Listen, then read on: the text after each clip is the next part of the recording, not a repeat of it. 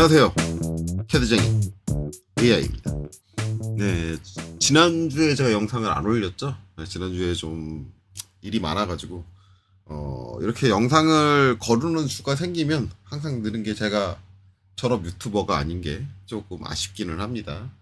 어찌됐든 간에 계속해서 이어나가도록 하겠습니다.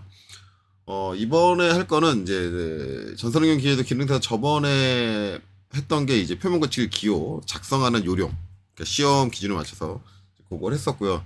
이제 이걸 적용을 해야 되는데 일단 먼저 해야 될 거는 이 적용 범위부터 먼저 확인을 해야 돼요. 일단 이 우리가 사용하고 있는 기호는 간략 기호입니다. 전선응용 기계도 기능사에 사용되고 있는 기호는 간략 기호인데 이 간략 기호를 사용할 때 뭐 W 그리고 X, Y, Z 이게 어떤 범위를 갖고 있다 그리고 어떤 경우에 사용을 한다 이런 것들을 먼저 확인을 해야지 적재적소에다가 적절한 이제 표본거칠 기호를 붙여줄 수 있겠죠. 일단 이런 내용에 대해서 이제 우리가 시험 때 볼 수 있는 KS 규격 표 시험 때 제공되는 여기서 확인할 수 있느냐? 시험 때 확인할 수 있는 거는 표본거칠 기호에 관련된 건 두 가지예요. 일단은 한 가지 확인할 수 있는 건 이거죠. 제일 첫 번째 항목으로 나와 있는 표면거칠기다라고 나와 있는데 기호도 안 그려져 있고요. 그렇죠? 기호도 전혀 그려져 있지 않습니다. 기호가 어떻게 생겼는지도 안 보여주고 뭐 기호가 어떤 사이즈로 그려라 이런 거 안 나와 있죠. 이런 것들은 KS에 준하는 거니까 KS에 준해서 알아서 하라는 얘기예요. 그리고 이제 이렇게 나와 있는데 실제 여러분들 시험 보실 때 이 값을 안 씁니다. 안 쓰는 게 다들 이제 간략 기호로만 작성을 하기 때문에 그래요.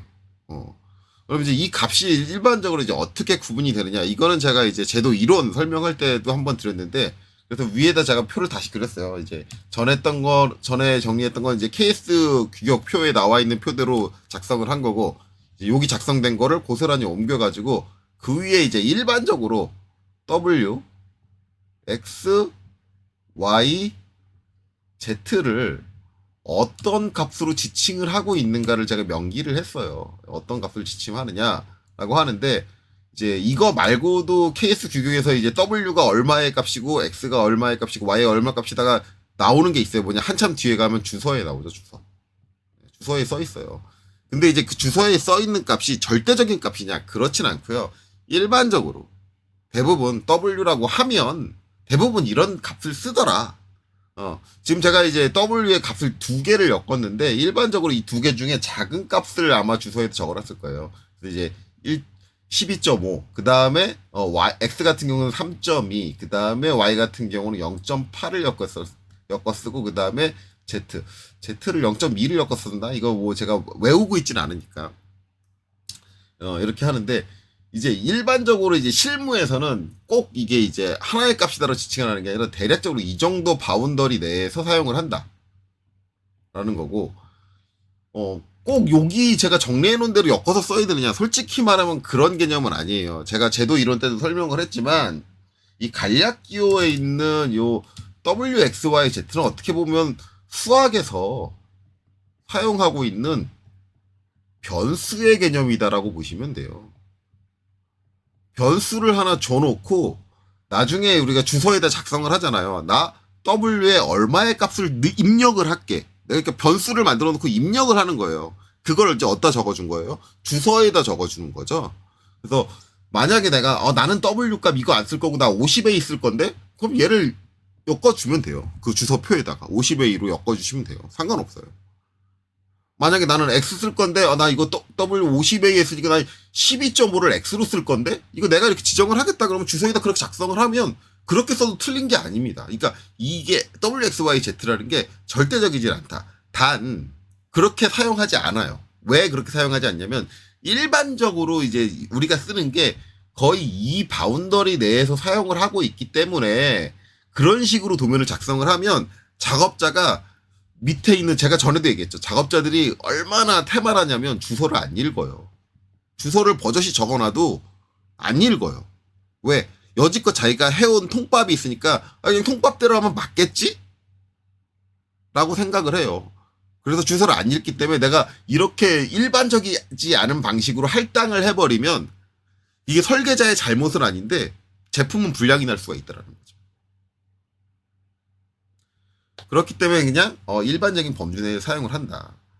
그렇게 되고요. 그 다음에 이제 요 주소에 대한 내용은 이제 한참 뒤로 가야겠죠. 이제 이거는 검색을 하는 게 나을 것 같아요.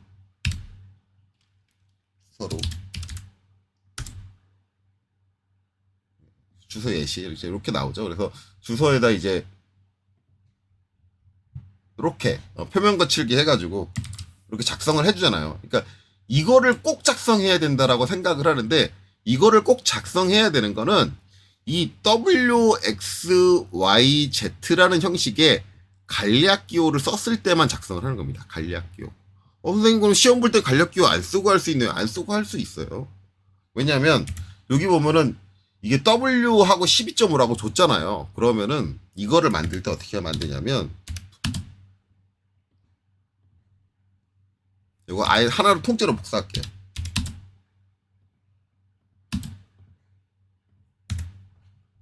W 12.5 그렇죠? 12.5 요 하나만 바꿀게요. 그 다음에 이제 X는 3.2죠.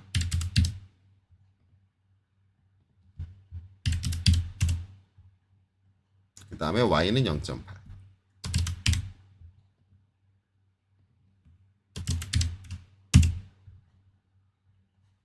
그 다음에 Z는 0.2 썼네요. 그렇죠? 0.1 안 쓰고 작은 거 안 쓰고 0.2 썼죠. 그래서 제가 0.2인가 그랬죠. 0.2 이렇게 작성을 하고 이렇게 만들어놔야 돼요. 그러니까 이 개별 주소에, 품번 붙는 개별 주소에 이런 식으로 작성하셔도 상관없어요. 전혀 상관없어요. 이거 이렇게 작성했다고 해서 만약에 채점관이 이거를 틀렸다라고 해서 감점을 한다, 그 채점관 정신 나간 거예요. 큰일 납니다. 그거는 오체점이에요. 왜냐면 이게 KS 규격상으로 원칙적으로는 이게 더 정확한 표현이에요.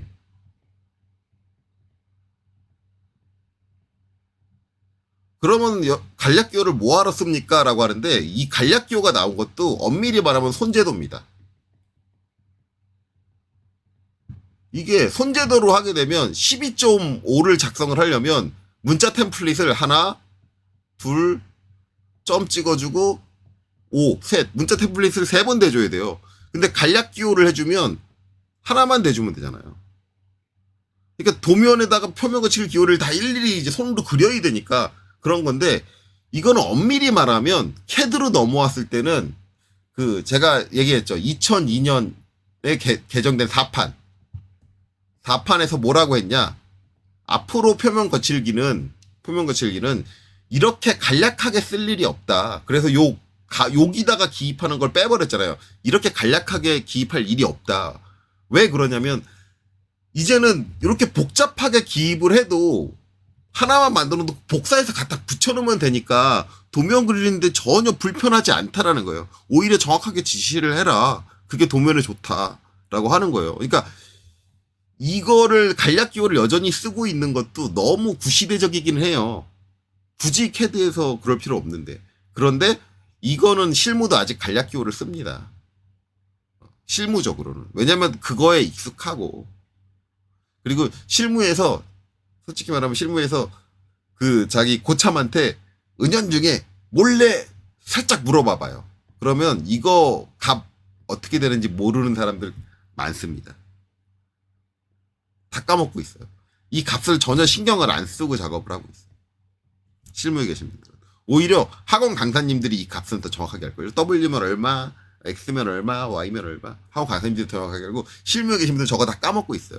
그만큼 간략기호에 실무는 익숙해져 있다는 거예요. 그래서 실무에서도 오히려 간략기호를 아직까지 여전히 쓰고 있기 때문에 이제 그 2002년 개정된 4판은 이제 들어오질 못하고 있는 거죠. 어쨌든 그래요. 그래서 이게 꼭 이렇게 되는 거예요. 실무할 때도 이렇게 작성하고 이렇게 붙여주시면 돼요. 이게 손제도 할 땐 저 12.5를 다 써야 되니까 힘들었지만 지금은 뭐가 문제야? 그냥 이렇게 붙여주고, 딴 데 또 필요해? 그럼 또 이렇게 붙여주고, 이런 식으로 하면 되거든요. 전혀 문제가 안 돼요. 이런 식으로 작성하는 거. 만약에 내가 이제 이런 식으로 붙였다. 전산응용 기계도입 기능할 때 이런 식으로 갖다 붙였다라고 한다면 여기 7번 있죠. 요거 작성 안 하셔도 감점 못 합니다. 네, 요거 작성 전혀 안 하셔도 돼요. 그러니까 난 주소에서 이거 작성 안 하고 요거 좀 주소 양 줄여가지고 도면 공간을 좀 확보하고 싶은데 그럼 이렇게 하시면 돼요. 이렇게 했다고 감점 못해요. 왜냐? 오히려 정확한 표현이다. 다 제가 몇 번에 반복해서 얘기했지만 요 XYZ, WXYZ 쓰는 것보다 이게 더 오히려 정확한 표현이다. 실제 케이스 교육에서 가장 권장하고 있는 포맷이다. 물론 요새는 여기다 작성하는 게 아니고 얘가 이제 뒤로 가야 되긴 하죠. 요새 걸로 하면. 근데 뒤로 가면 얘가 또 이쪽으로 길어지잖아요. 오히려 안 좋다니까.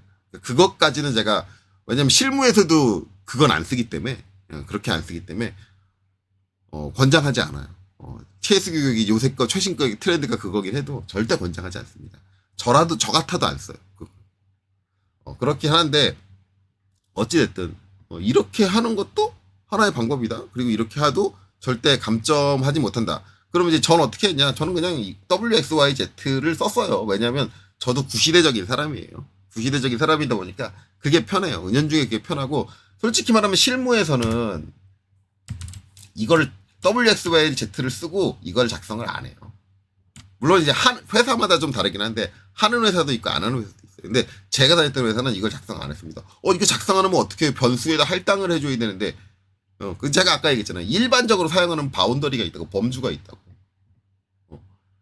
어차피 가공집에 보내면 WXY 적어서 보내면 내가 이거 작성 안 해줘도 걔네들은 이 범위 내로 제작을 해와 라는 신뢰가 있어요.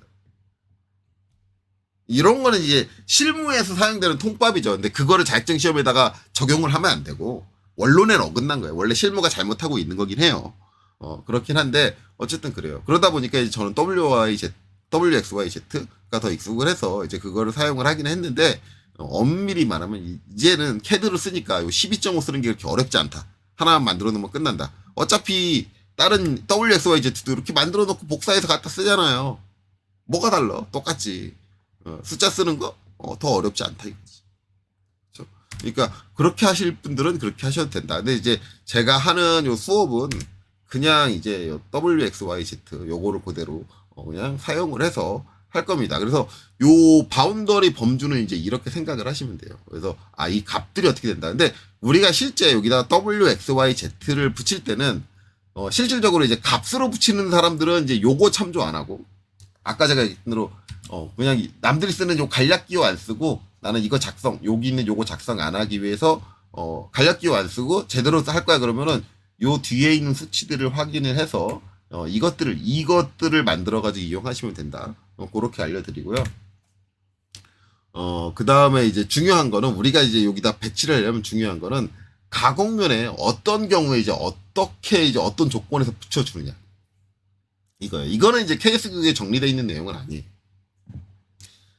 저건 이제 실무적인 내용이고 그러다 보니까 저거는 이제 케이스 교육에 찾기는 어렵고 이제 일반적인 실무 그러니까 강사님들이 가르쳐주는 이제 이론 범주 내에서 확인을 해야겠죠.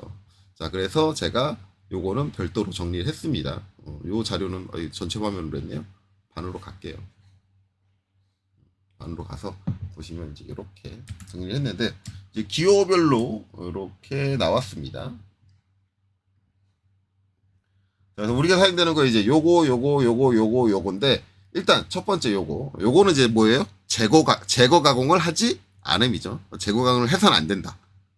하지 않음이고 이제 여기에 이제 제가 하나 추가된 거는 뭐냐면 조립 조건 및 소재 조건이라는 게 있어요. 그러니까 조건에 따라서 이게 Y인데 Y나 뭐 Z나 뭐 그런 것들이 조건에 따라서 어떻게 이제 조립이 되느냐 그 조건에 따라서 좀 달라지는 케이스가 있어요.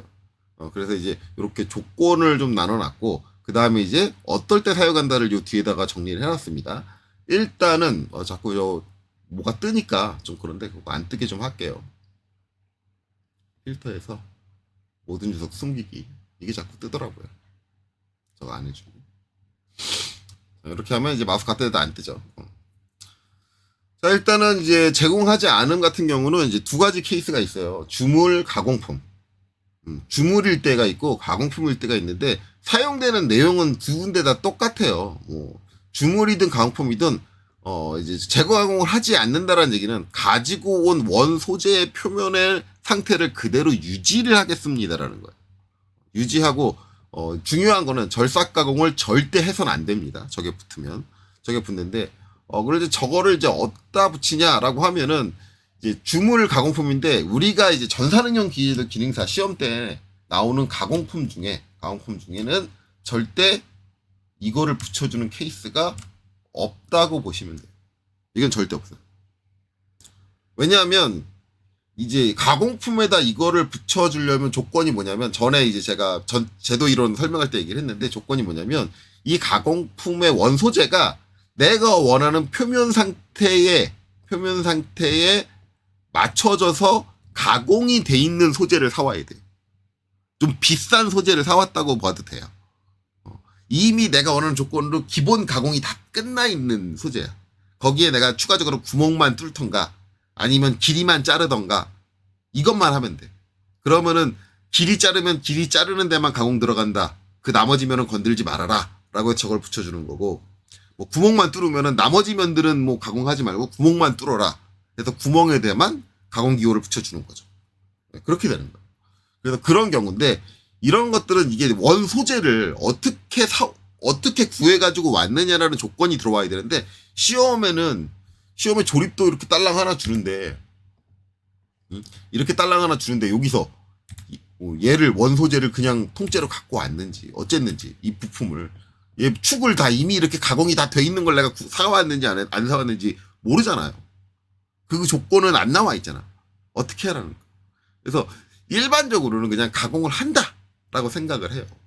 무조건 소재를 그렇게 구해온다가 아니라 무조건 가공을 한다라고 생각을 하기 때문에 저거를 가공품에다가 이제 이 재고 가공 없음을 적용할 수는 없다. 전산응용 기계도 기능사 시험에서만, 실무에선 있다라고 제가 분명히 있어요. 실무에서는 분명히 그 소재를 사오는 경우가 있기 때문에 가공이 원하는 대로 돼 있는. 그런데 자격증 시험에서 이제 얘는 빠진다라고 보고, 이게 가공품에서 얘가 빠져버리면 결국 이제 얘를 쓸 때는 주물밖에 없습니다. 주물은 무조건 이 기호가 나와요. 왜냐면은 주물을 해주는 게 가공량이 기본적으로 주물이라는 게 가공량이 너무 많아. 이거는 제가 재질 선정할 때, 요거 이제 부품 재질 선정할 때, 여기 표제론 작성할 때 있죠? 여기. 재질 선정할 때 설명을 했어요. 재질을 주물 재질이다. 그래서 GC250 쓰는데, 왜 GC250을 쓰느냐? 얘를 주물로 제작하기 때문이다. 그럼 왜 주물로 제작을 하느냐? 가공으로 하려고 그러면 가공량이 너무 많아진다. 그러면 그 많은 양을 가공을 해버리면 소재 낭비도 많이 되고, 그 다음에 가공 시간도 오래 걸리고, 그러면서 비용이 올라가고, 그런 얘기를 했어요. 그래서 이제 얘는 결국 주물로 만들어야 된다. 그리고 형태적으로 봐도 이렇게 필렛이 많이 들어간 걸 가공품으로 만드는 놈은 미친놈이라고 했죠, 제가. 미친놈이에요. 그건 100% 미친 거야.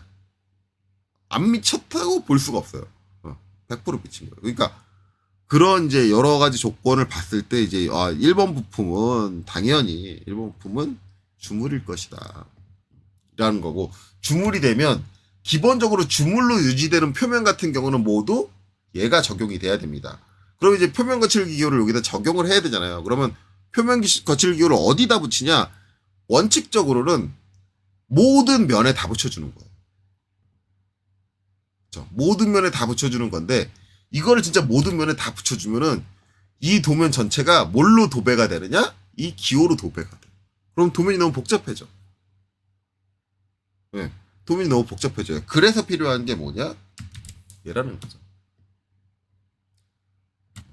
일반적으로 이제 품번 뒤에 붙는데, 실질적으로 이제 한 장의 도면에 한 개의 부품만 들어간다면 이 품번이 빠집니다. 여기서는 품번이 빠지고, 얘가 도면 어딘가 한쪽 귀퉁이. 일반적으로 이제 KS 규격상에서는 표제란 근처라고 했는데, 표제란 근처에 붙이는 경우가 있을 수도 있고, 도면 내에 어딘가 존재하기만 하면 돼요. 우리 회사 내에서 그 회사별로 제가 존재하는 위치가 각각 다르다. 제가 일했던 같은 경우는 도면 양식이 있으면 도면 양식의 일반적인 좌측 상단에다가 항상 얘를 넣었어요. 근데 어떤 회사는 뭐 좌측 하단에 놓는다든가, 아니면 우측 상단에 놓는다든가, 아니면 말 그대로 진짜 케이스 규격에서 나와 있는 대로 표제란, 어떤 경우는 표제란 안에다가 이 칸을 만들어놔요. 얘를 넣을 수 있는 표제란 안에 칸을 만들어가지고 그 칸에 넣는다든가, 뭐 그렇게 해줄 수 있다. 어쨌든 이제 이걸 지칭을 하는데, 여기서 이제 이 기호를 붙이는 양을 줄이기 위해서 하는 게 뭐다? 제일 처음에 대표. 가로 바깥에 있는 애. 즉, 내가 여기다 기호를 안 붙인 모든 면은 뭐다? 얘다. 그러면 이제 여기서 일반적으로 원래 실무에서는 어떻게 되냐면 가장 기호가 많이 등장하는 애, 그러니까 많이 붙여야 되는 애는 얘로 빠집니다. 이게 W가 될 수가 있고 아니면 X가 될 수도 있고 Y가 많이 분다면 Y가 될 수 있고 Z가 될 수가 있어요. 대부분 이제 제도 이론 때도 얘기를 했지만 제도 이론이 아니라 제도 이론 때 얘기했나요? 제도 이론 때 얘기를 했지만 이게 앞에 여기에 나온 거 뒤에 이제 가로 아래는 여기 있는 거보다 등급 그레이드가 높은 애들만 들어간다. 즉 표면이 고운 애들만 들어간다라고 생각하는데 아니에요. 제가 분명히 얘기하지만 원칙적으로 그게 아닙니다. 가장 많이 쓰이는 게 일로 가는 거예요. 왜냐하면 얘는 기호를 붙이는 양을 줄이기 위해서 존재하는 애예요. 여기다 넣는 거예요. 그래서 가장 많이 등장하는데 일반적으로 주물은 가공해야 되는 부분이 적어요. 왜냐하면 거의 대부분의 표면을 주물 표면으로 커버를 해버리기 때문에 가공량이 좀 적습니다. 그렇기 때문에 주물일 때는 얘가 앞으로 빠질 확률이 높아요. 주물 표면에서 이제 제거 가공하지 말아야 되는 면이다라 그러면 어떻게 봐야 되느냐? 주물 표면을 그대로 유지한다. 가공을 하지 않아도 된다. 기본적으로 면 사이, 그러니까 지금 요 72인데 72는 이제 이면과 이면이 떨어진 거리잖아요. 저 두 면이 떨어진 거리인데 그 뒤에 이렇게 공차를 제어하는 값이 별도로 명기가 되어 있으면 일단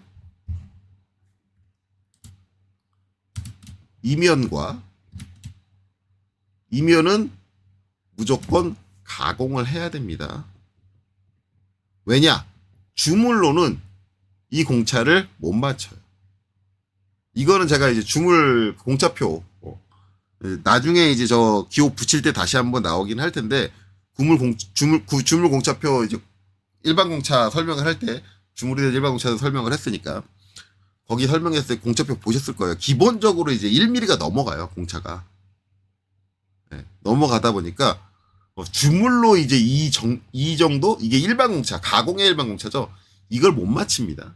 절대. 그렇기 때문에 이렇게 별도의 공차 제어가 들어가는 경우 이런 경우에는 절대 그러니까 여기 같은 경우는 이제 요면이죠, 요면. 이면도 결국은 요거를 요 안쪽에 있는 이면도 주물 표면으로는 아니다. 그럼 여기는 가공기호가 별도로 붙어야 되는 거죠. 가공해야 된다. 그런데 이제 일반 공차인 면, 일반 공차로 적용된 면, 그럼 일반 공차면 여기서는 이제 붙을 수도 있고 안 붙을 수도 있어요. 이게 가공면이냐 주물면이냐를 판단을 해야 돼요. 판단을 해야 되는데 일단은 이 면 두 개 지금 이 원통의 직경인데 얘가 일반 공차의 범주, 일반적으로 이제 우리가 생각할 때 간략하게 생각할 때 뭐라 그랬어요? 플러스 마이너스 0.1 이 범주잖아요. 이 범주에 들어와야 할 만한, 즉 이 원통의 직경이 이 범주를 꼭 만족해야 될 만한 특별한 사유가 있느냐, 조립에 영향을 끼치느냐, 이런 것들을 판단해야 되는데 이 원통의 표면은 그런 게 없죠. 이 상태는 그냥 주물이면 돼. 얘가 1mm가 더 직경이 커진다, 아니면 2mm가 더 커진다고 해서 크게 문제가 될 일은 없어요. 네. 그렇기 때문에 1~2mm가 작아진다도 마찬가지고, 그래서 그런 부분 판단을 해야 돼요. 그리고 또 한 가지는 여기 보면은 면이 가는데 면 가다가 중간에 이렇게 필렛이 딱 다 있어. 그렇죠? 이게 주물의 특징이라고 했죠. 요 필렛 R3짜리 필렛이 딱 다 있는데 그러면 요 다 있는 이면은 가공면이 아니에요. 왜? 가공면이면 여기 필렛이 이렇게 안 들어가요. 왜냐면 이 필렛을 가공하기 힘들기 때문에. 가공면에 필렛이 들어가면은 우리 베어링에 했던 여기처럼 이렇게 작은 필렛이 들어가면 들어가요. 0. 몇 짜리 작은 필렛. 왜냐면 저거는 이제 툴 끝에 있는 날 끝에도 둥글기가 있거든요. 그 날 끝에 있는 둥글기를 가지고 제어를 할 수 있기 때문에 저게 가능한데, 이렇게 큰 거는 요 곡선을 따라서 일일이 가공을 하는 겁니다. 예. 즉 이렇게 이제 우리가 주물의 일반 반지름과 접하는 형태로 이루어져 있는 면들은 저건 주물 표면일 것이다. 그리고 이제 이게 주물을 사용하는 개념을 정확히 알면 요 리브, 실질적으로 얘가 주물이 되는 가장 큰 이유가 뭐냐면 여기가 리브 십자 형태의 이제 평면대에서 봤을 때 십자 형태의 리브를 띠고 있다 그랬잖아요. 그 리브 형태를 띠고 있기 때문에 그 리브를 제외한 나머지 부분을 전부 다 가공을 때려버려야 되는데 그러면 가공량이 너무 많아서 주물을 택한 거잖아요. 그것만 생각해도 여기가 필렛이 아니라고 하더라도 아 여기는 주물 표면일 수밖에 없구나 라고 생각을 하는 거죠. 자 그래서 이제 방금 전에 보여줬던 케이스 여기 양쪽이 다 직선인 경우를 얘기를 했는데 여기는 가공해야 되고 왜냐면 여기 공차 때문에 여기는 가공을 하지 않아도 된다. 왜냐면 문제될 부분이 없으니까 주물 표면이어도 된다. 이렇게 얘기를 했는데 저렇게 이제 직직인 부분에서 이제 좀 다른 부분이 있어요. 여기도 직이고 여기도 직이고 직각으로 딱 이렇게 만나요. 그러면은 이거는 어떻게 판단을 해야 되는데 지금 보면은 여기 같은 경우는 요 뭐예요? 필렛과 만났잖아요. 필렛과 만나면 얘는 주물면이다. 그러면 이제 여기는 어떻게 되느냐? 자, 이거 하나가 주물면이면 이 면에 특별한 사유가 없어도 무조건 가공을 때려야 됩니다. 즉 주물 형태에서 이렇게 직각의 모서리가 나왔을 때 한 면이 주물면이면 나머지 면은 기본적으로는 무조건 가공이어야 돼요. 왜냐하면 주물은 요 날카로운 모서리를 못 만들어요. 주물 틀에서 저렇게 주물 틀을 만들 때 그 모서리를 날카롭게 딱딱 이렇게 하면 되잖아요. 근데 쇳물이 여기를 제대로 타고 들어가질 못해가지고 여기가 되게 지저분하게 생겨요. 그렇기 때문에 이 모서리를 그대로 못 써요. 저 모서리를 제거해줘야 돼. 그렇기 때문에 이렇게 직선이면 반드시 두 면 중에 한 면은 가공이 들어가야 돼. 이렇게 형태적으로 이렇게 볼 수도 있어요. 자, 그 다음에 이제 여기 또 직직인 면이 있어요. 이 면이 있는데 이 면은 아까 가공이라 그랬죠. 그럼 여기는 주물이어도 되네. 근데 그 전에 먼저 확인해야 될 게 이 면이 다른 부품과 접촉을 하느냐 안 하느냐를 좀 봐야 돼요. 기본적으로 주물 표면은 다른 부분과 접촉하는 면으로 사용되지를 못해요. 왜냐하면 공차를 정밀하게 제어할 수 없기 때문에 저면을 접촉하는 면을 사용하면 부품이 조립이 안 된다든가 아니면 조립이 되더라도 마찰이 너무 심하다든가 뭐 이런 일이 발생할 수 있어요. 그래서 이런 걸 판단할 때 조립도를 봐야 돼요. 조립도를 봐야 되는데 조립도 딱 보면은 여기가 요 사이가 비어 있죠. 왜냐면 여기까지가 축이니까 얘까지가 축이니까 요 사이는 비어 있는 허공이야. 즉 이면에 아무것도 안다. 그러면 얘는 주물이어도 돼요. 주물이어도 된다. 근데 얘를 주물로 단정 지을 거냐? 이거는 나중에 이제 정확하게 표면과실 붙일 때 볼 거지만 얘는 주물로 단정 짓기는 조금 성급합니다. 일단 주물이어도 된다라는 것까지는 나왔어. 왜냐면 여기는 가공을 했으니까. 이면을 가공을 했으니까 얘는 주물이어도 돼. 근데 문제는 뭐냐면 요 두께입니다. 요 두께예요. 여기 이제 베어링이 고정이 돼가지고 끝이 딱 닿는 단차인데 베어링이 고정되기 위해서는 여기 이제 베어링과 닿는 이면, 베어링을 막아주고 있는 이면에 최소 길이가 나와요. 최소 길이가 있어요. 최소한 얼마 이상은 돼야 돼. 이게 있는데 이게 케이스 규격표에 나중에 시험 때 볼 수 있는 케이스 규격표에 뭐가 나오냐면 이 최소 거리가 나와 있어요. 얼마 이상 돼야 됩니다. 최소 거리가 나와 있거든요. 만약에 이제 주물 공차를 해가지고 요 주물이면은 이제 1, 2mm 오차가 난다 그랬잖아요. 이걸 적용했을 때 여기 살이 얼마 안 남는다. 라고 한다면 여긴 가공을 해야 됩니다. 주물로는 더 크게 만들고 무조건 가공해야 돼. 요런 것도 판단을 해야 된다. 그런 것도 나중에 이제 표면글씨 기호 붙일 때 볼 겁니다. 어쨌든 그렇죠. 그래서 기본적으로 이제 주물에서 재고 가공하지 않게 되면 이제 이면도 이제 주물면 그대로일 테고 뭐 이면도 주물면 그대로 테고 이면도 주물면 그대로일 테고 여기도 필렛하고 접하니까 주물면 그대로 여기도 주물면 그대로 이 형상의 대부분은 다 주물면 그대로예요. 그게 주물의 특징이에요. 가공량을 줄이기 위해서 이제 주물을 하기 때문에 그렇기 때문에 주물면을 할 때는 이 기호가 요 도면 안에 들어가서 붙는 경우는 거의 없어요. 무조건 주물이 나왔을 때는 이게 거의 바깥으로 빠져나옵니다. 뭐 간혹 가다가 예외는 있어요. 주물면보다 조그맣게 가공되는 부분들이 되게 많다. 주물로 만든 대신. 이제 가공량이 좀 많은 게 뭐냐면은 자동차 엔진. 주물로 만들긴 하는데 가공량이 엄청나게 많아요. 물론 이제 주물 형상 표면이 엔진도 더 복잡하기 때문에 솔직히 주물 가공 기호가 더 많기는 해요. 엔진도. 어쨌든 이제 외부 형상은 좀 단순한데 내부에 뚫리는 구멍이라든가 이렇게 많다라고 하면 반대로 이제 X라든가 뭐 Y라든가 이런 게 더 많아지는 경우도 있거든요. 그런 경우에는 얘가 안으로 들어가고 붙여줄 수도 있다. 그렇게 이해하시면 됩니다. 그러니까 절대적이진 않는데 우리 이제 전선형 기능사 같은 자격증 시험에는 그 정도로 복잡성을 가지는 도면을 출제를 하면 제한 시간 내에 못 그릴 확률이 높아요. 여러분들 시험 시간 내에. 그렇기 때문에 그런 문제가 잘 나오지 않는다.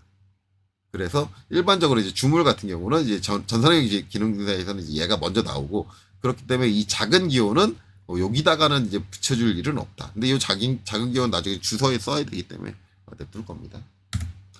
자, 이렇게 되고. 그 다음에 이제 W입니다. W는 이제 조립 조건 및 소지 조건은 없어요. 없고, 일단 W면 제거 가공이 무조건 들어가야 돼요. 그러니까 한번 절삭을 해야 되는데, 이 절삭의 사유가 어떻게 되냐면, 필요에 의해서 어쩔 수 없이 간단한 절삭 가공이 이루어지는 경우. 그래서 대표적인 케이스가 뭐냐면, 볼트 체결용 구멍을 내기 위한 드릴 작업. 그러니까 드릴로 구멍 뚫는 거. 그래서 여기 이제 부품에서 대표적으로 볼 수 있는 게 뭐냐면, 여기에 이제 요 구멍 요거 뚫잖아요. 여기다 이제 여기다 단면을 쳤죠. 이렇게 구멍을 뚫어요. 네 군데다가. 이 구멍 그냥 간단하게 드릴로 9파이짜리 드릴로 구멍을 내면 됩니다. 내면 되는데 이게 실제 여기에 이제 얼마짜리 볼트가 들어가는지 제가 설명했죠. M8짜리 볼트가 들어가요. 요게 직경이 9면 M8짜리 볼트가 들어가요. 볼트가 이면에 닿는 게 아니에요. 왜? 직경이 8인데 어떻게 9에 닿으면 이상한 거지. 그렇죠? 그냥 헐겁게 들어가요. 그냥 직경이 1mm 차이가 나니까 여유가 그냥 되게 많게 그냥 들어가요. 그러니까 굳이 이 표면의 정도가 좋을 이유가 없어. 하등 그런 조건이 없어. 그러니까 그냥 드릴로 9파이짜리 구멍만 내면 돼. 이런 이제 단순한 작업을 하는데 어쨌든 드릴로 9파이짜리 구멍을 낸다라는 건 뭐예요? 절삭을 한다는 얘기냐. 쇠를 깎아낸다는 얘기잖아요. 깎아내니까 이건 주물 표면 그대로 쓰는 게 아니니까 무조건 절삭 가공이 이루어지니까 붙여야 되는데 그럴 경우에 들어가는 게 뭐다? W다. 또 한 가지는 여기가 이제 꼭 가공이 이루어져야 되느냐 말아야 되느냐 판단하기는 조금 애매한데 일단 표면의 안정을 위해서 최소한의 절삭 가공이 필요하다고 느껴지는 부분. 이제 그런 부분이 뭐냐면 일반적으로 볼트 안착면입니다. 대부분 이제 많이 착각을 하는 게 이제 볼트가 이렇게 딱 닿잖아요. 볼트가 닿는 면, 요 면이죠. 요 면이면 이거를 우리가 일반적으로 닿는 면을 뭘로 보냐면 X로 봐요. 즉 지금 여기 이제 1번 부품하고 그 다음에 여기 정확하게 요 가스켓이 닿는 거죠. 가스켓이 닿는다든가 아니면 1번 부품하고 베어링이 닿는다든가 서로 다른 부품이 닿는 면은 기본적으로는 얼마 이상? X 이상으로 많이 하라 그래요. 좀 이따 설명을 할 거지만 X 이상 많이 하라 그러는데 그러다 보니까 대부분 학생들이 뭘 하냐면 요 볼트가 닿는 요 면 이거 볼트가 닿네? 다른 부품이잖아. 닿잖아. 라고 해서 이거를 X로 지정하시는 분들이 있는데 과해요. 물론 X로 하면 안 된다? 아니죠. 면이 더 고운데 나쁠 건 없어. 나쁠 건 없는데 과하다라는 거. 실제로 이제 여러분들 볼트 제작하는 과정 같은 걸 보시면 아시겠지만 실제 볼트가 이제 부품하고 닿는 이면도 그렇게 높은 퀄리티로 가공하지 않습니다. 네. 솔직히 볼트가 해주는 역할은 뭐냐면 이 면이 어디 뜨는 데 없이 그냥 적절하게 붙어가지고 눌러만 주면 돼요. 그러니까 볼트는 기구적으로 위치를 정확하게 맞춘다든가 그런 개념이 아니야. 그냥 힘을 받고 눌러주기만 하면 돼요. 그런 면에 굳이 X까지의 등급의 가공을 할 필요가 있느냐예요. 그냥 제가 얘기했잖아요. 표면의 안정을 위해서 그냥 면만 내주면 돼. 그 정도면 W도 충분하다라는 거지. 즉 볼트로 눌러주는 면, 이 카운터보어 같은 면들은 기본적으로 W로 끝납니다. 여기서 X로 안 가요. 물론 이제 이렇게 주장하는 사람들이 있어요. 아니 W로 해야 되는 면 X로 가공을 하면 면 더 곱게 했으니까 좋은 거 아니야? 부품에 아무 문제 없는 거 아니야? 그럼 맞는 걸로 쳐줘야지. 그런 식으로 하면 이거 붙일 필요 있을까요? 왜? 그냥 다 Z로 붙여버리지. 그냥 Z 앞으로 딱 끝내 붙여주고 가로 다 빼버리고 Z 앞으로 빼버리고 그리고 끝내버리면 되는 거 아니야? 모든 표면이 Z라는데 네가 뭔 말 할 거야? 면이 더 저렇게 좋다는데 이거 조립하면 문제 생겨? 안 생겨. 근데 우리가 작성하는 도면은 그게 아니라는 거죠. 당연히 이런 경제적인 부분을 고려해야 된다. 이걸 고려할 줄 모르는 사람은 설계자라고 할 수가 없어요. 그렇기 때문에 그걸 판단해야 됩니다. 그래서 간혹 가다가 요거 제가 이제 X로 한 학생들 틀렸다라고 얘기하면은 막 뭐라고 하시는 분들이 계시고 종종의 강사님들도 이걸 X로 해도 답으로 인정하시는 분들 계세요. 이 가공을. 아닙니다. 자격증 시험에서는 이제 그 규정을 좀 엄격하게 적용할 필요가 있어요. 실무에서는 이거 X로 한다 그래서 크게 뭐라고 하는 사람은 솔직히 없어요. 뭐라고 하는 사람 없는데 뭐라고 하는 사람 딱 한 사람이 있어요. 사장님. 야 돈이 남아돌아. 왜? 견적 단가가 올라갑니다. 여기다 X 붙이면 야 이 새끼야 돈이 남아돌아. 네, 이 얘기 들을 수도 있어요. 사장님한테. 어찌됐든.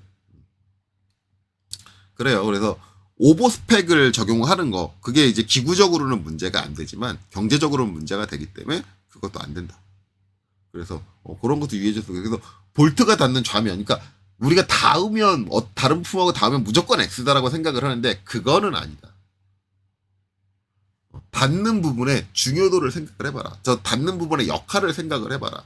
저게 어떤 위치를 잡아주거나 정밀한 위치를 잡아주거나 아니면은 뭐 공차가 딱딱 맞아야 되는 부분이라든가 그런 부분이냐? 그게 아니다. 단순히 그냥 누르는 역할, 서로 닿아가지고 그냥 고정해주는 역할로만 사용을 한다라고 한다면 그냥 W도 충분하다라고 보시면 됩니다. 그래서 그렇게 구분하시면 되고요.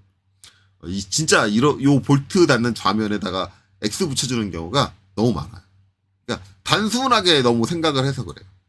그냥 두 부품이 닿으면 다 조립되면 X 이렇게 너무 단순하게 외우면 안 된다. 조건이 다르다라는 거예요. 있다라는 거예요. 그런 조건들이. 자 이렇게 됩니다. 자 그다음에 이제 X입니다. 아까 이제 얘기 나왔었죠.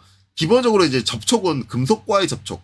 이게 금속과의 접촉이 뭔 얘기냐면 일단 내가 설계하는 부품이 금속이에요. 그런데 이제 내가 설계한 부품하고 닿는 다른 부품도 금속이다. 이걸 얘기를 하는 거예요. 금속과의 접촉. 그러니까 자기 자신을 일단 금속으로 보고 상대 부품이 금속이다 뭐다. 그걸 이제 소재를 따지는 거거든요. 이제 기본적으로 이제 금속과의 접촉 시 이제 X 같은 경우는 조립 시 이제 다른 부품과 접촉하는 면.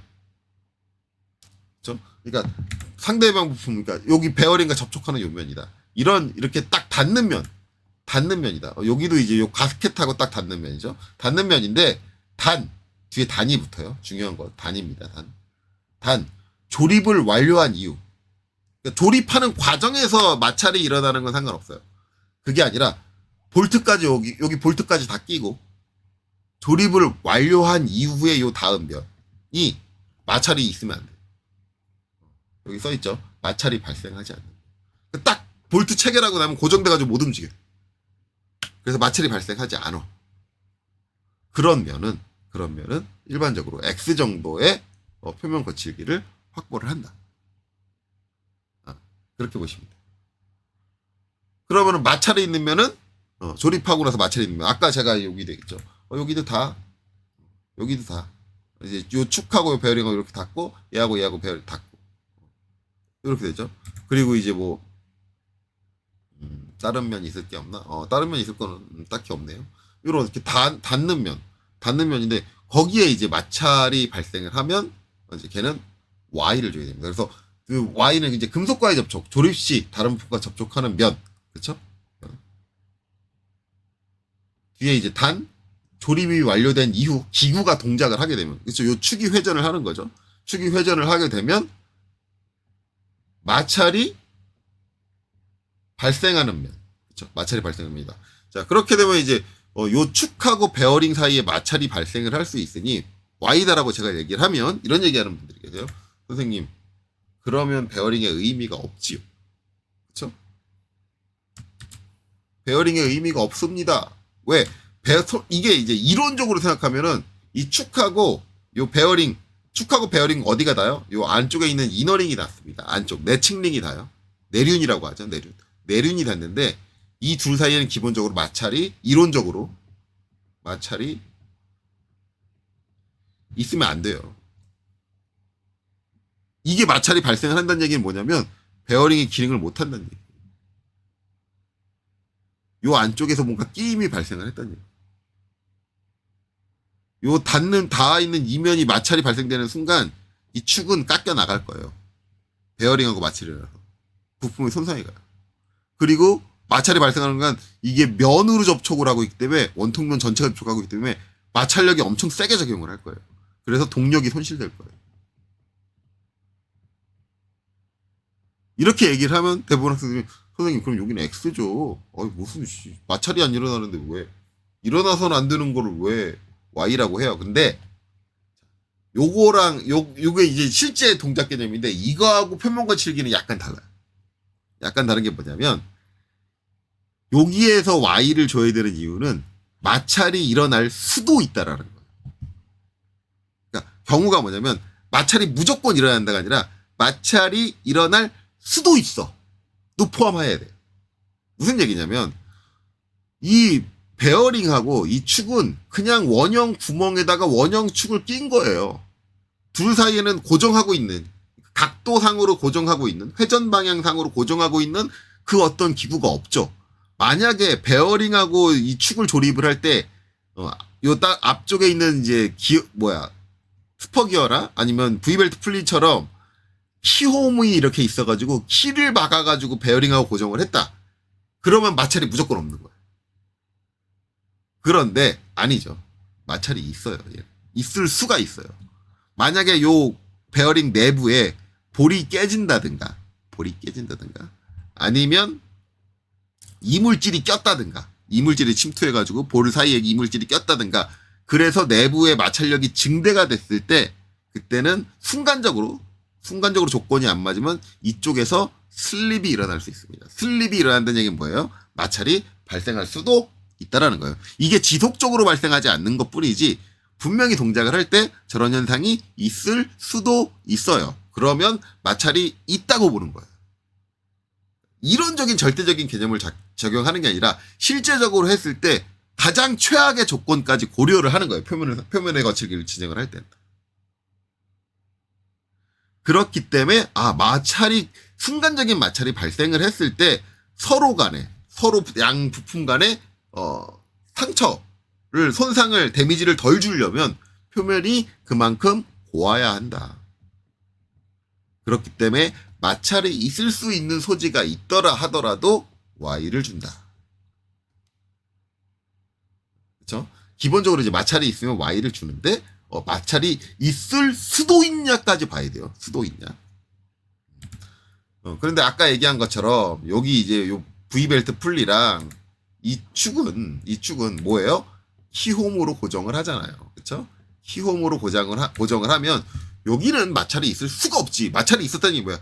키가 부러졌다는 얘기지. 그건 대박이고 키가 부러지는 상황까지 고려하면 그건 말이 안 돼.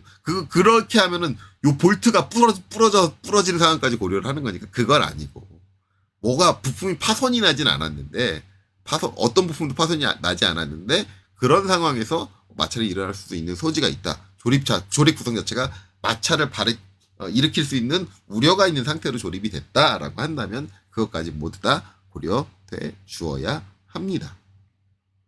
이해되셨죠? 자, 그래서 이제 Y는 그런 조건 쓰는데 Y를 쓰는 조건이 하나 더 있어요. 뭐냐? 비금속과의 접촉. 자, 일단 내가 지금 하고 있는 본체는 금속이에요. 금속인데 이건 가정을 하는 거예요. 근데 여기 끼워지는 요 베어링은 금속이 아니야. 플라스틱이야. 소재가 플라스틱이야. 겉에 표면 소재가 플라스틱이야. 자, 이럴 때는 조립 후 마찰이 발생하지 않으나 플라스틱이라는 얘기 뭐예요? 상대 부품의 강도가 상대적으로 낮거나 기미를 요구하는 면 두 가지가 있어요. 일단 플라스틱이라는 얘기는 뭐냐면 상대적으로 낮다라는 거예요. 강도가. 그런 경우는 기본적으로 조립을 할 때 강한 부품이 약한 부품을 파손시킬 수 있기 때문에 파손시킬 확률이 높기 때문에 그 강한 부품의 표면을 좀 더 곱게 해줍니다. 일반적으로 이제 접촉하고 마찰이 없다라고 한다면 X를 주지만 그건 금속 대 금속, 뭐 철 대 알루미늄, 철 대 황동 이런 경우. 물론 이제 황동도 좀 애매해요. 왜냐면 황동도 부시 계열로 쓰이는 경우는 이제 황동도 약하기 때문에 표면이 무르기 때문에 그때도 Y를 주기는 해요.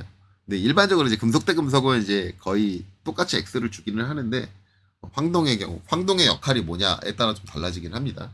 좀 애매한데 어쨌든 상대적으로 절대적으로 물은 많이 약한 그런 재질을 사용을 한다고 한다면 그냥 조립할 때도 조립하고 마찰이 없는 조립 이후에 마찰이 없는 면이어도 X가 아닌 Y를 사용을 한다. 자, 그다음에 또 한 가지는 이제 뒤에 나왔죠. 기미를 요구하는 부분. 기미를 요구하는 부분은 이제 오일이 새지 못하게 실링을 하는 부분이에요. 실링. 그러니까 실링을 하는데 실링을 하게 되면 기본적으로 이제 특징이 뭐냐면 고무하고 닿습니다. 여기서 실링이 닿는 부분이 어디냐면 이제 여기 요 축하고 여기에 이제 오일실이 껴진다 그랬죠. 오일실. 오일실의 표면은 고무입니다. 고무여야지 이제 안쪽에 오일이 새나가는 걸 막을 수 있겠죠. 그러면 요 두 개가 닿는 면, 요 면은 지금 여기 이제 여기도 다 오일실 내부는 다 고무로 돼 있을 텐데 기름이 이쪽으로 와가지고 요 틈새로 안 타고 들어가려면 이제 그 고무가 딱 표면에 잘 밀착을 해가지고 표면을 꽉 막아줘야 되는데 표면이 거칠면 그 기밀성이 확보가 안 된다는 얘기죠. 그렇기 때문에 기본적으로 이제 고무가 닿는 면, 기밀을 위해서 러버라든가 실링 재질이 닿는 면들은 기본적으로 마찰이 없어서 Y다. 그래서 이제 요 오일실 쪽 나중에 케이스 큐브 찾아보면 오일실이 닿는 이제 요 면 Y로 합니다. Y로 하고 간혹 가다가 이면을 X로 기입하시는 분들이 되게 많더라고요. 이면을 왜 X로 기입하는 분들이 많은지는 나중에 이제 오일실 쪽 이제 그 표면 거치를 기입할 때 보면 아는데 여기도 고무가 닿는 면입니다. 물론 이제 실링은 여기만 돼도 돼요. 왜냐면 여기로 새 가지고 이렇게 들어와도 여기가 실링이 잘 되면 여기서 못 나갈 테니까. 근데 기본적으로는 여기로 새서 요 틈새로 새서 들어오는 것도 별로 안 좋아요. 왜냐면 이쪽으로 자꾸 이제 오일이 들어오면 얘를 좀 바깥으로 실링을 바깥으로 밀어요. 저 오일실을 바깥으로 이제 안쪽으로 유입된 이제 그것들이 점점 쌓이면서 이제 민다는 얘기가 되는데 안 좋습니다. 그래서 기본적으로 이 안쪽 면도 Y가 돼야 됩니다. Y가 돼요. 그리고 이제 또 한 가지는 뭐냐? 이제 요면인데 요면은 어차피 이제 요 베어링하고 닿는 면이 Y이기 때문에 Y다라고 생각을 하는데 요건 또 이제 얘기가 달라져요. 그래서 이제 이렇게 고무, 상대적으로 약한 기미를 유지하는 면들 이제 이렇게 들어가는데 거기에 이제 또 한 가지 기미를 유지하는 면이 한 가지 더 있습니다. 뭐냐? 이 면이에요. 여기에 이제 가스켓. 지금 우리가 이제 작성하고 있는 1번 부품이죠, 이거. 1번 부품. 여기 사이에 이제 가스켓이 들어가요. 가스켓. 이거 수래. 가스켓. 가스켓에 대해서는 이제 일전에 제가 한번 설명을 했습니다. 이 틈새 들어간 가스켓은 뭐다? 당연히 실링입니다, 실링. 안쪽에 있는 오일이 요 이제 커버하고 본체하고 사이에 틈새에서 새나가지 못하게 실링을 하는데 이거는 이제 그때 설명할 때도 했지만 가스켓의 재질이 고무냐 요 얇은 판의 재질이 고무냐 대부분 강사들이 얘 고무다 왜 실링이니까 고무다라고 얘기하는데 가스켓은 고무일 확률이 적습니다. 있기는 있어요. 없는 건 아니에요. 고무일 확률이 있어요. 있는데 일반적으로 가스켓을 쓰는데 고무를 쓰지 않습니다. 일반적으로는 합성 수지. 그러니까 우리가 이제 간단하게 생각할 수 있는 합성 수지는 플라스틱 같은 거. 합성 수지 또는 금속입니다. 이 중에 이제 많이 사용되는 게 스테인리스 스틸, 서스라고 하죠. 금속이에요. 그럼 얘도 금속인데 그냥 얘 갖다 붙이면 되는 거 아니에요? 라고 생각하는데 약간 이제 그 재질 자체가 좀 차이가 나고 약간의 탄성이라든가 그런 것들이 높은 금속으로 사용을 합니다. 그리고 금속재 가스켓을 사용을 할 때는 요 표면에 고무 형태의 실란트라는 걸 발라줘요. 그냥 금속만 바로 되는 경우도 있긴 한데 거의 대부분 실란트라는 걸 발라요. 이게 여러분들 이거 자동차 엔진 뜯어보면 확인할 수 있거든요. 자동차 엔진에 들어가는 가스켓이 금속입니다. 예, 그러니까 합금 재질의 금속이에요. 기본적으로 이제 뭐 스테인리스 스틸이나 아니면 알루미늄 합금 계열의 AL 합금 계열의 뜯어보면 아는데 그거 뜯어보시면 잘 뜯어보시면 여기에다 실란트라는 거를 고무로 돼 있는 실란트라는 걸 띠처럼 바른 흔적이 있어요. 그래서 기본적으로 이제 여기 같은 경우는 단단하게 버텨줘야 되기 때문에 오히려 고무 같은 재질을 잘 안 씁니다. 그리고 저 가스켓 쓰는 경우는 내부에 열이 많이 발생하는 경우도 많아요. 그래서 고무 같은 거 쓰면 녹아버리거든요.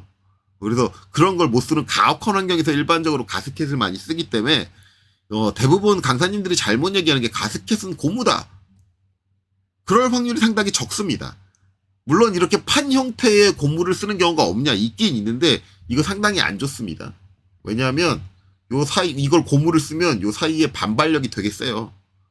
고무가 여러분들 약한 재질이긴 하지만 탄성이 강한 재질이죠. 그러면 누르면 누를수록 반발해서 반대쪽으로는 반발력이 더 커집니다. 근데 이 넓은 면적을 고무로 쓰잖아요. 그럼 반발력이 말도 못하겠어요. 그래서 오히려 안 좋다. 오히려 금속이 반대로 밀지 않기 때문에 탄성이 적기 때문에 그런 일이 없다. 그래서 고무는 진짜 이상한 상황에서 좀 뭐 그냥 소재 아끼고 그냥 대충 빨리 처리할 수 있는 그런 상황에서 쓰지 거의 대부분은 합성 수지 많이 약해져봤자 플라스틱 계열의 이제 합성 수지라든가 거의 대부분 금속의 재질을 사용을 한다. 그런데 그런 부분 여기도 이제 막힌 이제 기밀성을 추구하는 면이잖아요. 근데 이 면을 기본적으로 원래는 Y를 줘야겠죠. 마찰이 안 일어나니까. 그럼 선생님 아까 이거 X라 그랬는데 그리고 이제 여러분들 여기서 이제 의구심을 가질 게 실제 여러분들 전산환경 기계도 기능사 그 답지들을 보시면 여기 다 X로 돼 있어요. 기밀을 요구하는 데인데 왜 X지? 이렇게 얘기하실 수 있습니다. 그래서 여기는 솔직히 말하면 X를 해도 답으로 봐야 되고요. Y로 해도 답을 봐야 됩니다. Y로 하면 좀 더 이제 많이 고려한 사람, 많이 이제 고민한 사람, 그리고 좀 더 깊게 알고 있는 사람이라고 볼 수 있고, X로 하면 실무적으로 봤을 때 무리가 없는 사람. 실무에서 가스켓이 닿는 면이라고 해서 무조건 Y를 적용을 하지는 않습니다. 그러니까 이게 기밀도 기밀의 상황에 따라 좀 다른데 아주 밀폐력이 우수한 상황이 아닌 우수해야 되는 상황이 아니면은 X로도 충분하게 기밀성을 가져올 수 있습니다. 어차피 완전 누수를 막을 수는 없어요. 모든 제품이. 우리가 이제 기밀을 유지한다 그러면 물이 하나도 안 새는 거라고 생각하는데 그게 아니라 아주 미세한 양의 물만 새고 안 샌다라고 보시는 게 더 좋아요. 여러분들 자동차 엔진 안에 있는 게 하나도 새지 않는다라고 생각하지만 우리가 테스트를 해요. 리크 테스트라는 걸 해주는데 그때 샘이 제로인 거를 판단하는 게 아니라 샘양이 기준치 이하인 걸 판단합니다. 미세하게 셀 수 있어요. 물론 이제 그게 미세하면 그 안에 있는 게 이제 그걸 이제 일반적으로 공기 가지고 하거든요. 공기는 기체잖아요. 기체가 그만큼 미세하게 세면 안에 있는 액체는 거의 새어나올 일이 없다.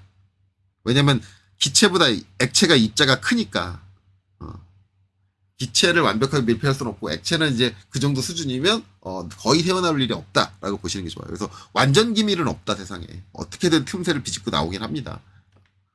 이제 그런 걸 보면은 이제 기밀성이 아주 우수한 상황이 아니면 이걸 X로 봐도 된다. 그래서 실무에서는 이런 부분에 이제 가스켓 닿는 부분에 이제 실링되는 부분에 X 처리하는 경우도 많이 있어요. 그래서 이제 그런 부분은 이제 둘 다 정답으로 봐야 된다. 그래서 거의 여러분들 자격증에 이제 X로 했는데 이게 깊게 들어가면 틀린 거다라고 얘기할 수 있지만 채점적으로 봤을 때는 맞는 걸로 인정해 줄 수 있는 바운더리 내에 들어와 있다. 그래서 솔직히 말하면 이 전산환경 기계도 기능사 채점이 되게 까다로워요. 왜냐면 이것도 답이요. 이것도 답이요. 네, 이런 경우들이 있어요. 애매한 경우 판단하기. 그래서 이제 그런 경우가 있다. 알아두시면 좋겠죠. 그래서 이제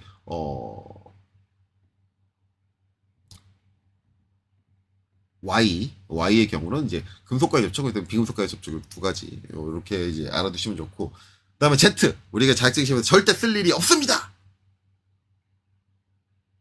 라고 얘기하는 Z 아니에요. 그러니까 이거는 Z가 쓸 일이 없다고 하는 거는 진짜 기계에 대해서 쥐뿔도 모르는 인간이에요. 기계에 대해서 쥐뿔도 모르는 인간인데 여러분들한테 강의를 하고 있는 말도 안 되는 얘기고요. 그럴 거면 Z를 왜 만들었어? 안 만들었지. 그냥 그럴 거면은 아마 W를 안 만들고 X, Y, Z만 썼겠지. 쓰지도 않는 걸 왜 만들었어? 그렇게 얘기하면 그 강사님이 그래. 아니. 실무에서는 쓸 일이 있는데 자격증 시험에서는 쓸 일이 없어.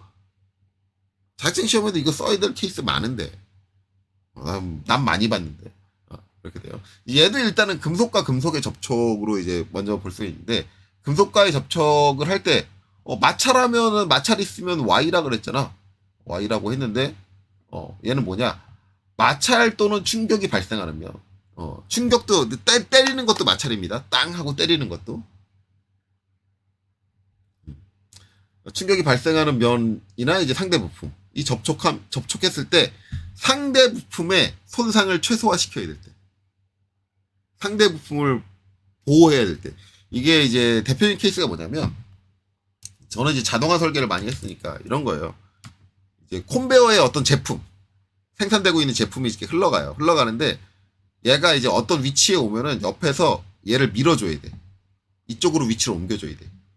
보내줘야 돼. 컨베어가 이렇게 있고, 물건들이 막 흘러가는데, 여기서 딱 조건에 맞는 물건이 딱 나오면은, 옆에 이제 이렇게 박스 같은 게 있어가지고, 얘를 밀어가지고, 여기 있는 소재를 밀어가지고, 박스로 조건에 맞는 거, 박스로 딱 보내줘야 돼. 여기로. 그런데 얘가 밀 때, 딱 여길 때릴 거 아니에요. 때리는데, 요 때리는 게 뭐예요? 마찰, 충격이죠. 충격. 근데 얘가 때리는 순간 얘가 상처를 입을 수 있어. 요 표면. 푸셔가 닿는 요 표면에 상처를 입을 수 있어. 그게 발생하면 안 된다. 라고 할 때는 뭐예요? 얘의 표면을 매우 매끄럽게 해줍니다. 그때 Z 써요. 그때 Z 씁니다. 근데 이 경우는 거의 시험에 나올 일이 없어요. 시험에 이제 저런 푸셔의 개념에서 이제 그 앞에 있는 푸셔의 끝단이 나오는 경우도 없고, 이게 설명이 되려면 얘가 이런 컨베어 벨트 라인에서 우리가 원하는 제품을 저렇게 밀어서 보내주는 역할을 합니다. 근데 그 제품한테 상처를 입히면 안 됩니다. 이런 상황적인 부분이 있어야 되는데, 그건 안 나와요. 왜냐면 자격증 시험 문제는 항상 이런 식으로 나오기 때문에 그런 상황적인 부분이 포함될 수가 없어. 그러니까 그러면 선생님 안 나오는 거 맞네요. 자격증 시험에서. 아니에요. 얘는 안 나오는데 뭐가 나오냐면 이게 나옵니다. 비금속과의 접촉. 얘가 나옵니다. 비금속은 이제 위에서도 얘기했죠. 위에서도 얘기했는데 상대적으로 약한 재질. 상대적으로 약한 재질. 그래서 이제 조립품 보고 얘기했을 때 이제 뭐예요? 자, 여기 이제 오일실 들어가는데, 오일실이 뭐다? 고무다. 고무인데, 자, 고무가 마찰이 안 될 때, 고무가 이렇게 딱 닿았을 때 마찰이 안 됐을 때 얘 뭐다? Y다. 그러면 고무가 닿는데 요 축은 회전할 거 아니에요? 마찰이 돼. 그러면 요 마찰되는 면은 우리가 금속 대 금속일 때는 닿는데 마찰이 안 돼. 뭐다? X다라 그랬잖아요. 근데 닿는데 마찰이 돼. 그럼 뭐라 그랬어요? Y라 그랬죠. 하나 면이 고와졌죠. 그럼 뭐예요? 마찰이 안 될 때 Y래매. 상대적 재질이 약할 때. 그러면 마찰이 되면 뭐예요? Z. 이건 당연한 거예요. 더더욱이나 얘는 Z여야 되는 게, 지금 요 축의 재질이 강하잖아요. 그리고 얘가 고무잖아요. 둘 사이에서 마찰이 발생되면은 요 고무가 금방 어떻게 해요? 표면이 갈려요.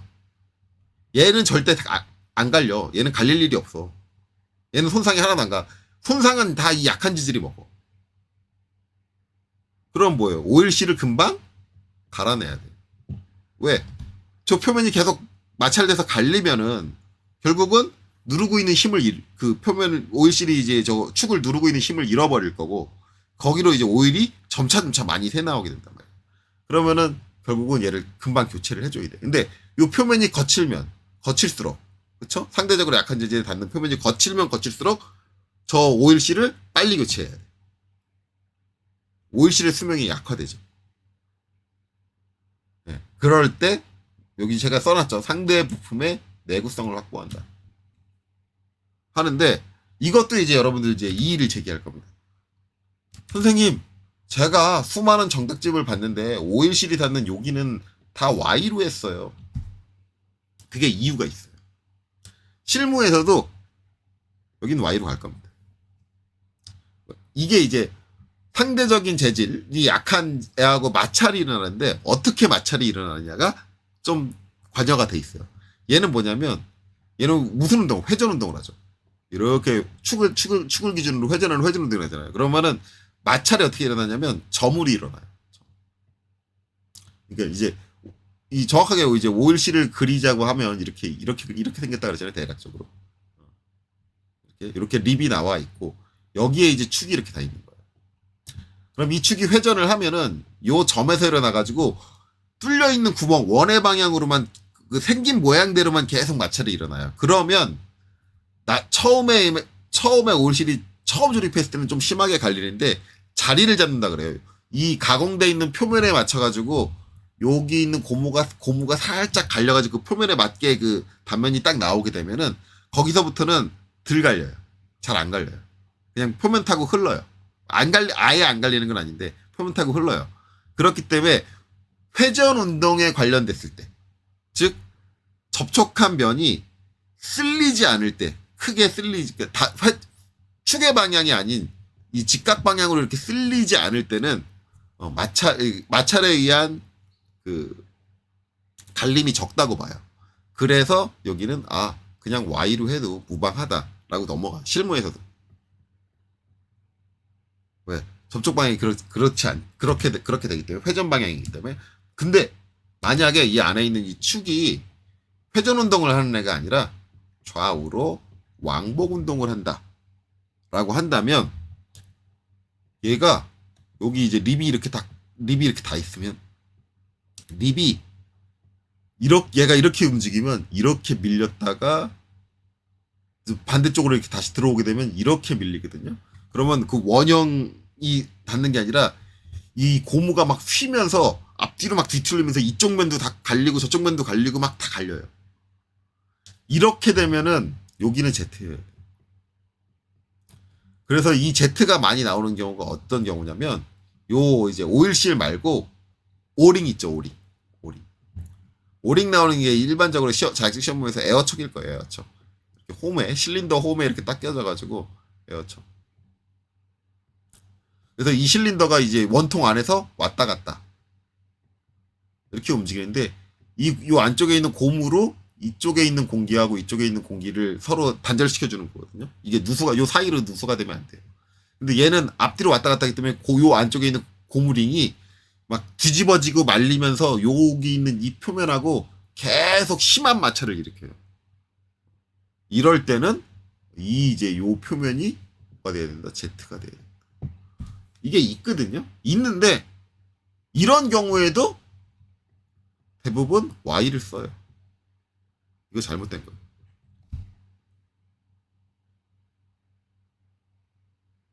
그러니까 Z가 나올 일이 자격증 시험에 없다. 여러분들 에어촉 시험 문제, 기출 문제 보시면 에어촉 많이 보실 거예요. 아니다. 있다. 그러니까 원칙적으로는 여기도 이제 Z가 돼야 하는데 Z로 하자니 너무 과하다. 그래서 Y로 해도 상관없다. 마찰이 그렇게 축에 이제 축 방향으로 그냥 쭉쭉 하는 게 아니라 축을 따라서 회전하는 방향으로 되는 거기 때문에 마찰에 의한 이제 손상이 이렇게 심하지 않다라고 본다. 뭐 이거는 인정. 왜냐면 실무에서도 이렇게 하니까. 이건 인정하겠는데 이건 아니라는 거지. 어느 정식 나간 놈이. 그러니까 학생들한테도 이런 상황을 알려줘야 될 거야. 이럴 때 이걸 써. 그러니까 좋다 이거야. 다 좋고 진짜 전산응용 기회도 기능사에서 얘 안 나온다. 쓸 일 없다. 그것도 좋아. 그거 좋은데 그러면 최소한 얘네들 자격증 시험 보고 끝낼 거 아니잖아. 어차피 실무를 갈 거잖아. 그러면 이거 시험에 안 나오기는 하는데 이럴 때 쓰기는 이거는 알려줘야지. 그냥 이거조차도 안 알려줘. 자격증 시험에 나올 필요 없는 건 알겠다 이거야. 근데 이럴 때 써는 알려줘야 될 거 아니야. 이건 왜 안 알려주냐고. 왜 안 알려주는지 제가 얘기할까요? 이거를 언제 쓰는지 알고 있는 강사가 별로 없어. 내가 이거 강사들한테 질문하면 제대로 답변을 하는 사람을 거의 못 봤어. 아니, 물론 알고 있는 강사도 있어요. 모든 강사가 그렇다는 건 아니고. 근데 이걸 모르는 강사 거의 대부분 이거 쓸 일 없어 라고 말하는 강사는 몰라. 지도 저거 언제 쓰는지. 이거 쓸 일 없어가 아니라 이거 쓸 필요 없어. 그래도 감점 안 당해. 이렇게 말하는 강사가 있어요. 원래 저게 나오는 강사님들 중에 원래 Z가 나오는 경우가 있기는 한데 그걸 Z로 안 하고 그냥 Y로 해도 감점 안 당해. 내가 여지껏 지켜보니까 그렇게 말하는 강사님들이죠. 그게 맞는 얘기지. 오히려 그렇게 따지자면. 야, 그럼 너네들 생각하기 복잡하니까 야, Z는 우리 생각하지 말자. 이렇게 말하는 강사님들이 계세요. 그러니까 그게 맞는 얘기지. Z가 쓸 일이 없어. 그거는 맞는 얘기가 아니란 얘기야. 물론 이제 Z는 야, 복잡하니까 생각하지 말자. 솔직히 나는 그런 강사님들도 마음에 안 들어요. 왜냐? 저걸 알아야지. 왜 모르고 넘어가야 돼? 알고 넘어가야지. 애당초 지식을 차단하고 본인 선에서 끊어버린다는 것 자체가 잘못된 거죠. 우리는 지식을 알려주는 사람이니까 지식을 최대한 알려주고 그거에서 헷갈리는 거는 학생 스스로 해결을 해야지. 학생이 반복적으로 학습을 해가지고 헷갈리는 게 더 이상 헷갈리지 않는 명확한 개념이 되도록 노력을 해야 되는 거지. 헷갈리니까 너 이거는 빼고 생각해. 그것도 잘못됐지. 그런 거예요. 그래서 우리가 이제 이런 간략기호를 사용을 하는데 어떤 케이스에 쓴다. 요렇게 이제 요 자료도 제가 이제 그 다운로드 받을 수 있는 그 블로그랑 이제 카페에 올릴 테니까 참고를 하시고 다음 영상에서는 이제 제가 말한 것 기준으로 해서 이제 여기서 하나하나씩 이제 어느 면이 가공면이고 어느 면이 주물면이고 이런 걸 따져가면서 이제 한번 붙여보도록 하겠습니다. 그래서 이번 영상은 상당히 이제 쓸데없는 잔소리를 길게 한 것 같은데 여기까지 하고 마치도록 하겠습니다. 여기까지 보시느라 수고 많으셨습니다.